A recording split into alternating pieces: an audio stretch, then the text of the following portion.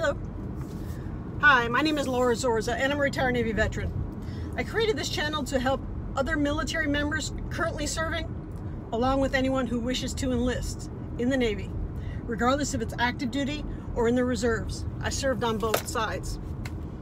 Today, I want to talk about the 7 things that you need to know about the Navy Reserves. Number 1, it is possible to make a living doing nothing but the Navy Reserves. Now, it's not going to happen right when you're out of boot camp and A school. When you're that junior of a pay grade, it's like slim to none. Okay, you're looking at more of like a 3rd class, 2nd class, and E4, E5. But you can do additional AT. You can do all the way up to 29 days. So I'd highly recommend doing it in the beginning of the fiscal year. The sooner the better, because when the money runs out, it runs out. You can do ADT, okay, active duty training. You can do ADSW, active duty for special work. You can also do, if you're cross-assigned, a lot of IDTT, where you actually get paid for your per diem and all. And there's funerals. I highly recommend anybody doing funerals. Number 2, BAH, Basic Allowance for Housing. But if you are a reservist and you are single, no dependents, and you have a mortgage, when you go to boot camp and A school, you are entitled to BAH. So I highly recommend you telling your recruiter that, because more often than not, reservists do not get paid their BAH. I don't know if somebody's just not aware of it, which is probably the case. The reason being is, if you have a mortgage, for instance, down here, South Florida, $1,800–1,900 a month or more, and you join the Navy, you're leaving your civilian job, and they're not going to pay you when you're with your military training, you are not going to be able to pay that mortgage on E1, E2, E3 salary. You're just not. And I've seen it happen multiple times to where the junior sailor ends up then getting legal notice that they fell behind on their payments or whatnot. So the idea is, as a reservist, once you're done with boot camp and A school, you go back to your civilian life, your civilian job, paying your mortgage. So you are entitled, if you are single with a mortgage, you are entitled to BAH. I cannot stress that enough, okay? We're talking about thousands of dollars while you're in boot camp and A school. Okay, number 3, post 9/11 GI Bill. So many individuals join the Navy, active or reserve, and they join just to get money for school. They're post 9/11. In order to get 100% post 9/11, you must have 3 years, 36 months active duty.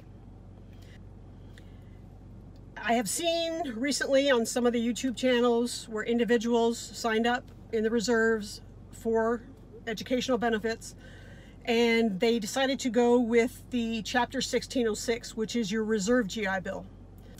Because if you go full-time, you will receive $392 every month. You're still paying for your tuition, you're still paying for your books, and wherever you're living expenses. Now, if you get that 100% on the post 9/11, they pay 100% of your tuition, they pay for all your books. They also give you BAH, that basic allowance for housing, and it is based on an E5 with dependents pay on the zip code where you live. For instance, down here in the Miami, South Florida area, it is $2,361 every month. That is what you are given tax-free to pay for your living expenses. And like I said, your tuition and books are already paid for. So if you know that you are going to make a career of the reserves, I highly recommend what you do is you just hold off, and use that post 9/11 later on. If you have any other questions about anything to do with the post 9/11, any of the chapters, comment down below, let me know. All right, number 4. Number 4 is having bad years in the reserves. Bad years, also known as UNSAT years, unsatisfactory. Now, in order to have a good year, you just have to do the minimal, 50 points. And you get 48 points just for drill, and another 12 up to 29, but on average 12 to 14 for your 2-week AT. That right there is going to give you a good year. But many individuals, because of their job or something in their life, will not do an AT. Or maybe you can break it up also. Maybe they did 7 days and they plan on doing another 7, but for whatever reason they don't complete the second week of AT. This will give you a bad year. And what that means is when you go to retire, and after 20 years, you think you have 20 years, but say there's 3 years where you missed your AT. You have 3 bad years. Really, you only have 17 years to retire. So if you want to retire with 20 years, that means for 3 years you need to go and drill with the VTU, Voluntary Training Unit. You'll do everything as if you were in your regular unit. You'll do your PRTs, your evaluations, you know, all the different trainings that you do. You will not do an AT. You are not entitled to an AT. You can do mobilizations, ADT, funerals, but the big catch is you are not, no AT, and you are not paid for your drill weekends. All right, so you're doing it for free. For 3 years, you're going through the motions, you're going to drill every month, and you're not being paid. And I'm telling you all this because I've seen it so often, and if I can help you to prevent that from happening, to where when you do your 20 years, if that is your plan, you do your 20 and you get out. All right, number 5. Number 5 is injuries while on drill weekend or your 2-week annual training, your AT. I'm speaking from experience. I fractured my ankle back in 2004. Have all the documentation. All my ducks are in a row. My T's are crossed, my I's are dotted. I went to submit my paperwork at the VA for disability, and I was told it was not service connected. And the reason it's not service connected is because it was not on active duty time. It was on reserve time.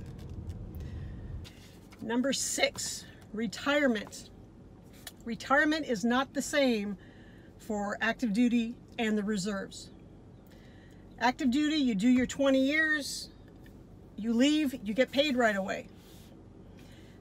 The main difference between the two is, for instance, say you're 25, you join the reserves. You do 20 years, you're 45 years old when you complete your 20 years. You do not receive your retirement until you are 60. Now there are some ways to get it earlier than that. I'll cover that in another video. But the standard right now is 60 years old. So you have that 15-year gap, or how many ever years, depending on how old you are when you get out. And it is also based on a point system. So once again, if you're only doing the minimal, those 50 points per year, plus whatever AT, and you know, you say you get 70 points every year, somewhere around that ballpark. If you do somewhere around that ballpark, you will have a terrible retirement, a couple $100 per month after 20 years. So that's just something to look at, to consider. Once again, I cannot stress it enough. More points equals more money. Okay? You want to strive to do as many points as you can per year. Start now when you are junior. You know, even if you're not sure if you're going to stay in. I've seen many people, I've even done it myself, where I left the reserves and came back 3 years later. Okay, so you never know. You never know. Max out your points. And last but not least, number 7. When you leave the reserves, doesn't matter if you have 2 years or 30 years, you will not receive a DD-214.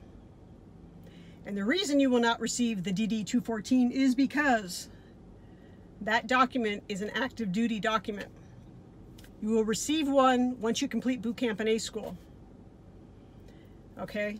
You will receive another one if you go on mobilization. For instance, I have multiple DD-214s, but you will not receive that when you leave for good, when you retire, you just get out, whatever it is, okay? You should receive something called a NAVPERS form, and I'll go into that in more detail, not in this video, but when you leave, you will get a NAVPERS form, hopefully.